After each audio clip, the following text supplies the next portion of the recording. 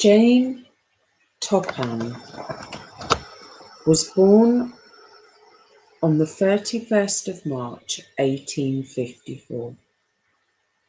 She was born with the name Nora Keeley, and she was the youngest daughter out of four daughters to her parents, Mother Bridget Keeley, who died when Jane was young, and her father, Peter Keeley, who was known as being very abusive and was an alcoholic.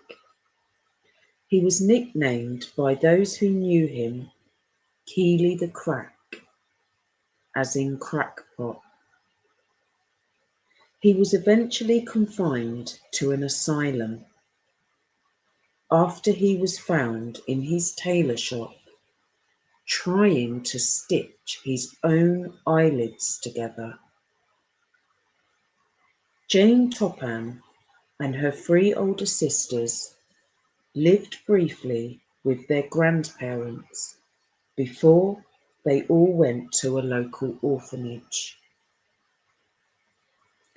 Abner Toppan and his wife legally adopted Nora in 1859, changing her name to Jane Toppan. Jane's older sister, Elaine, suffered a mental breakdown and joined her father in the asylum. Jane was happy growing up. She excelled in school until she experienced her fiancé dumping her, and she started to show signs of odd behaviour and tried to attempt suicide a couple of times.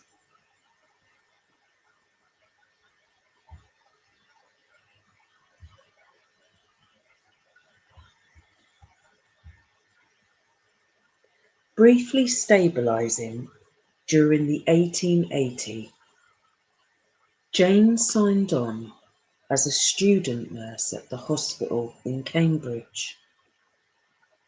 Once again, she excelled in her work.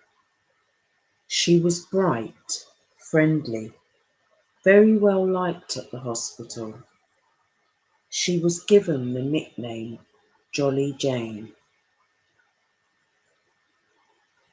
Once Jane became close to her patients, she would pick her favourite ones.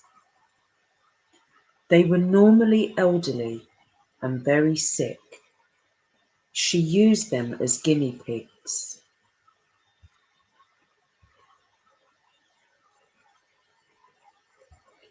With morphine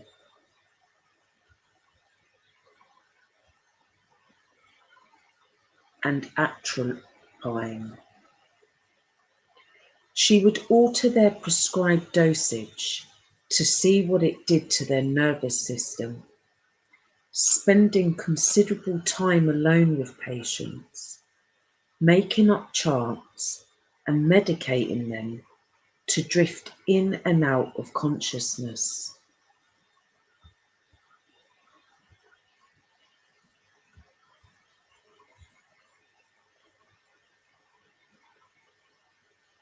She would even get into bed with them.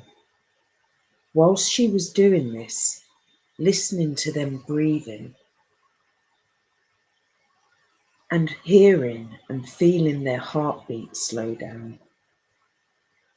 Supervisors and colleagues were so disturbed by her obsessions, and she was dismissed after two patients died mysteriously in her care.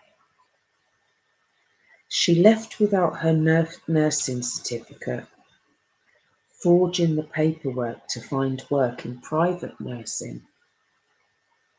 She was hired by loads of families over the next 2 decades, and only a couple of her patients managed to survive her cruel treatments.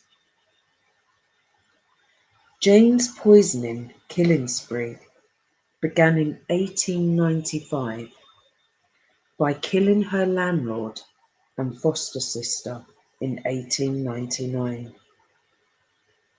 In 1901, Jane moved in with an elderly man, Aidan Davis, and his family to take care of him after the death of his wife. Within weeks of moving in to take care of Aidan, Jane poisoned him and his two daughters, Annie and Mary. Mary's husband demanded an autopsy. He knew she wasn't ill and something was wrong. Mary's toxicology report came back and she had been poisoned. The doctor reported it to the police and Jane was arrested.